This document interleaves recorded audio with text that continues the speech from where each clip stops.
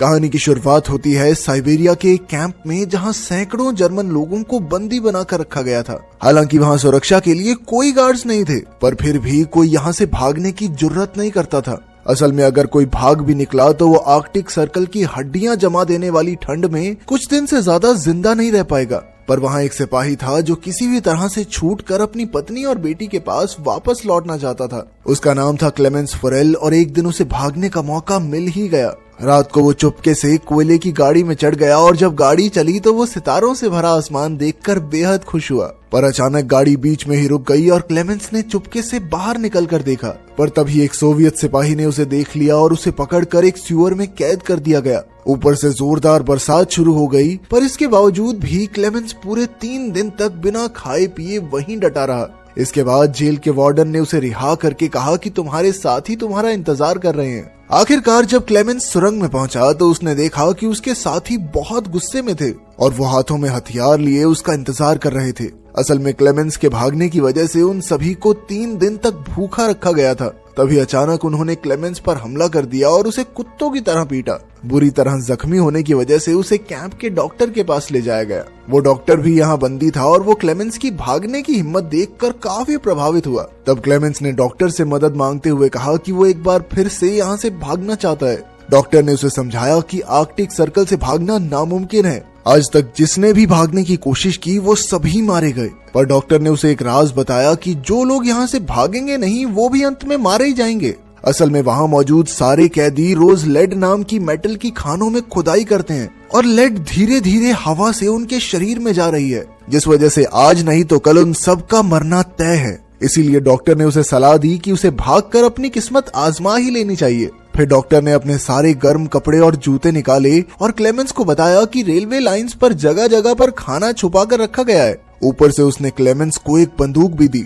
असल में डॉक्टर ने ये सारी तैयारियां खुद भागने के लिए की थी, मगर 1 महीने पहले उसे पता चला कि उसे कैंसर है और अगर वो भाग भी गया तो 1 महीने से ज्यादा जीने वाला नहीं है। खैर डॉक्टर ने क्लेमेंस को अपना लंच बॉक्स देकर कहा कि अगर तुम सफल हो जाओ तो मेरे परिवार को मेरी मौत की खबर दे देना। इसके बाद क्लेमेंस रात को एक बार फिर से भाग निकला। अगली सुबह वार्डन को खबर मिली कि क्लेमेंस भाग गया है तो वो डॉक्टर से पूछताछ करने आया, मगर तब तक डॉक्टर अपनी जान कुर्बान कर चुका था। उधर क्लेमेंस पूरे जोश के साथ बर्फ और तेज हवा का सामना करते हुए आगे बढ़ रहा था। इधर वार्डन ने क्लेमेंस को ढूंढने के लिए कई फौजियों को ढूंढा, लेकिन कई दिन तक ढूंढने के बाद भी उन्हें क्लेमेंस का कोई सुराग नहीं मिला। सबको लगा कि वो बर्फ में जमकर मर गया होगा, पर वार्डन को यकीन था कि वो जिंदा है, इसलिए उसने तलाश जारी रखने का हुक्म दिया। भागने के 9 दिन बाद क्लेमेंस को अचानक अपने पीछे स्लेज भागता हुआ दिखाई दिया। क्लेमेंस भी तुरंत भागने लगा, पर जल्द ही स्लेज उस तक पहुंच गया और क्लेमेंस को रौंदता हुआ निकल गया। अचानक क्लेमेंस की आंख खुली तो उसने देखा कि वो तो एकदम ठीक ठाक था।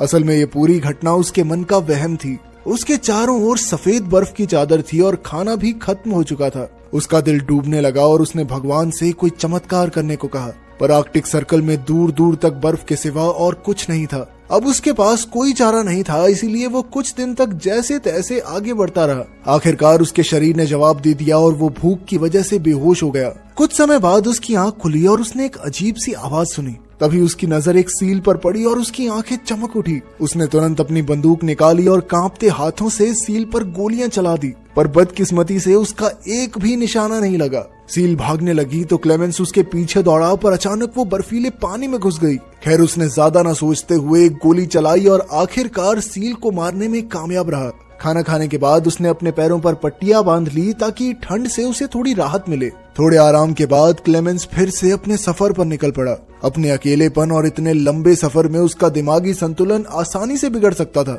इसीलिए वो लगातार खुद से बातचीत करता रहा। साथ ही वो थोड़ा चलने के बाद कंपास से अपनी दिशा देखता था ताकि वो यहाँ गुम ना हो जाए। इसी तरह कई दिन चलने के बाद उसे बर्फ के बीचों बीच एक पेड़ दिखाई दिया। उसे देखकर क्लेमेंस खुशी से पागल हो गया और भागकर उसने पेड़ को गले लगा लिया।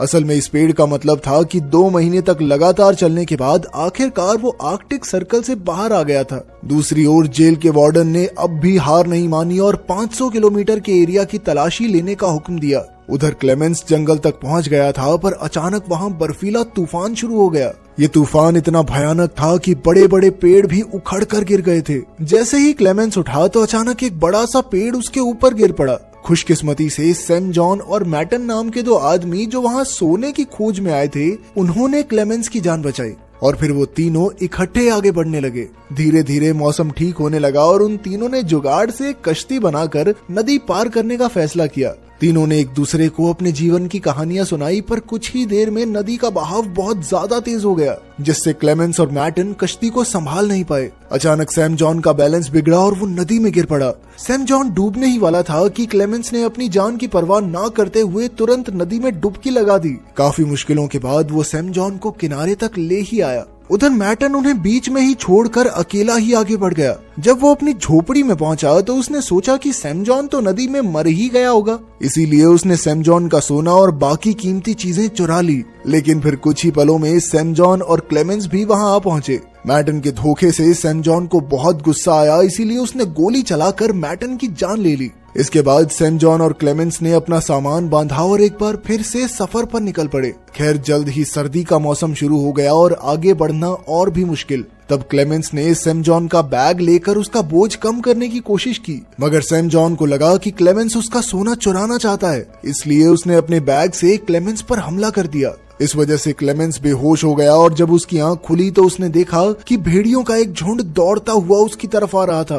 क्लेमेंस तुरंत एक पेड़ पर चढ़ने लगा, पर भूखे भेड़िए उसकी पैंट से उसे नीचे खींच रहे थे। बहुत कोशिशों के बाद वो छोटा सा पेड़ ही नीचे गिर गया और अब क्लेमेंस की मौत उसके सामने खड़ी थी। तभी अचानक गोलियां चलने की जोरदार आवाज आई, जिसमें सभी भेड़िए मारे गए। असल में इस इलाके के चरवाहों ने क्लेमेंस की जान बचाई थी। वो क्लेमेंस को उठाकर अपने गांव में ले गए, जहां कई चरवाहों ने उसका इलाज किया। उनकी मदद से क्लेमेंस का शरीर जल्द ही एकदम ठीक हो गया और इतने समय बाद लोगों से मिलने पर उसे बहुत खुशी हो रही थी। कई चरवाहों से उसकी दोस्ती हो गई, पर जल्द ही जेल के वार्डन का भेजा हुआ नोटिस वहां भी पहुंच गया, जिसके मुताबिक जो भी क्लेमेंस को पनाह देगा वो जान से हाथ धो बैठेगा। इसलिए मजबूरन क्लेमेंस को वहां से निकलना पड़ा। जाने से पहले चरवाहों ने उसे काफी सारा खाना और एक शिकारी कुत्ता तोहफे में दिया। अब घर लौटने के इस सफर में उसका एक साथी भी था, इसीलिए क्लेमेंस को अकेला महसूस नहीं हुआ। इसी तरह वो दोनों लगभग 1 साल तक आगे बढ़ते रहे। एक दिन वो एक लकड़ी की मिल के पास पहुंचे, जहां क्लेमेंस का कुत्ता खाने की खोज में भागा,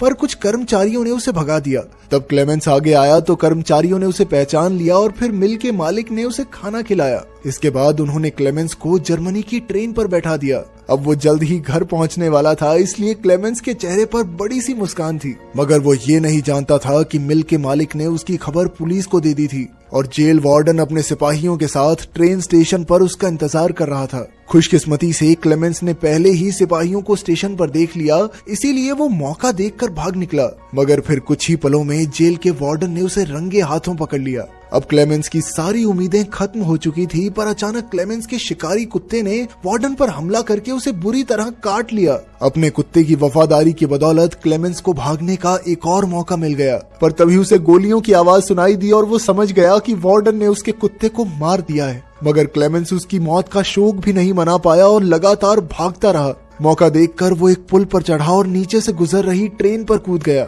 आज एक बार फिर से वो बाल बाल बच निकला था। इसके बाद वो लगातार अपने रास्ते पर आगे बढ़ता रहा। इसी तरह काफी समय बीता और साल 1952 आ गया, जब क्लेमेंस के पास ना तो पैसे की फूटी कौड़ी थी और ना ही खाने को दाना। वो एक मेले में घूम रहा था, जहां उसकी नजर लजीज खाने पर पड़ी, मगर दुकानदार ने उसे धुतकार कर भगा दिया। चलते चलते वो पैनकेक्स के ठेले पर आया, जहां 2 लड़कियों ने उसका स्वागत किया, मगर उसके पास पैसे नहीं थे, इसीलिए वो खुद ही निराश होकर आगे बढ़ गया। मगर एक नेक दिल लड़की को उस पर तरस आ गया और उसने पैनकेक का एक टुकड़ा तोड़कर एक बच्चे के हाथ क्लेमेंस को दिया। पहले तो क्लेमेंस हिचकिचाया, पर फिर उसने पैनकेक लेकर खा ही लिया।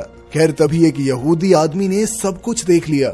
इधर क्लेमेंस चलते चलते एक चर्च में पहुंचा और उसने हाथ जोड़कर भगवान से प्रार्थना की। वो यहूदी आदमी भी उसके पीछे पीछे यहाँ तक आ पहुंचा, पर उसने क्लेमेंस को पुलिस के हवाले नहीं किया। असल में वो भी कुछ समय पहले एक वॉर प्रिजनर रह चुका था, इसीलिए वो क्लेमेंस की हालत समझ सकता था। वो क्लेमेंस को अपने घर ले आया, जहां क्लेमेंस नहा धोकर अपने पुराने रूप में वापस आ गया। यहूदी आदमी ने उसे एक पासपोर्ट और कुछ कागज भी दिए, जिससे क्लेमेंस का दिल भर आया। आखिरकार पासपोर्ट लेकर क्लेमेंस सोवियत सरहद के पार पहुंच गया और फिर थोड़ी पूछताछ के बाद उसे जाने दिया गया। क्लेमेंस को इतनी खुशी हुई कि उसे जानबूझकर अपनी हंसी रोकनी पड़ी। आखिरकार अब वो आजाद हो ही गया था, मगर जैसे ही वो सुआ पुल के बीच पहुंचा तो उसके चेहरे पर चमचमाती रोशनी आई और तभी उसके सामने जेल का वार्डन आ गया। उसे देखकर क्लेमेंस के होश उड़ गए और उसने पीछे मुड़कर देखा कि वो अब भी सोवियत जमीन पर ही था, जिसका मतलब ये था कि वार्डन अब भी उसे गिरफ्तार कर सकता है। अब क्लेमेंस का दिल डूब गया क्योंकि उसकी इतने सालों की कड़ी मेहनत के बाद अब आजाद होने की चाहत मिट्टी में मिल रही थी। पर अचानक उसने देखा कि वार्डन उसके रास्ते से हट गया। क्लेमेंस को अपनी आंखों पर विश्वास नहीं हुआ, मगर वो धीरे धीरे आगे बढ़ा। असल में क्लेमेंस की जिंदा रहने की चाह और 7 साल का दर्दनाक सफर तय करके यहाँ तक पहुँचने के जज्बे ने वार्डन का दिल जीत लिया था। इसीलिए वार्डन ने क्लेमेंस को जाने दिया, मगर एक फौजी होने के नाते वो जीत गया था, क्योंकि आज अगर वो चाहता तो क्लेमेंस को गिरफ्तार करके उसका खेल खत्म कर सकता था। आखिरकार क्लेमेंस सरहद पार करके अपने घर पहुंच गया, जहां उसकी पत्नी और बेटी चर्च के लिए निकल रहे थे। क्लेमेंस भी उनके पीछे पीछे गया और चर्च में उसकी बेटी ने उसे पहचान लिया और फिर वो दौड़कर अपने पिता से लिपट गई। आपके हिसाब से वार्डन ने सही किया या उसने अपने देश से गद्दारी की? कमेंट्स में जरूर बताना। मिलते हैं अगली वीडियो में।